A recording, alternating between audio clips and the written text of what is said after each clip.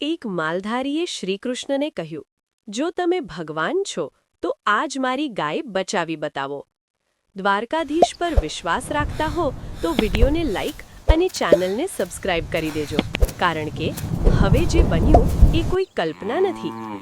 દ્વારકા નજીકના જંગલમાં એક ગરીબ માલધારી રહેતો હતો. એની આખી દુનિયા હતી એક જ ગાય. એક દિવસ અચાનક જંગલમાં ભયંકર સિંહની ગર્જના ગૂંજી. ગાય ડરીને થરથર કાંપવા લાગી. માલધારીએ ગાયને બચાવવા દોડ લગાવી, પણ હાથમાં કંઈ નહોતું.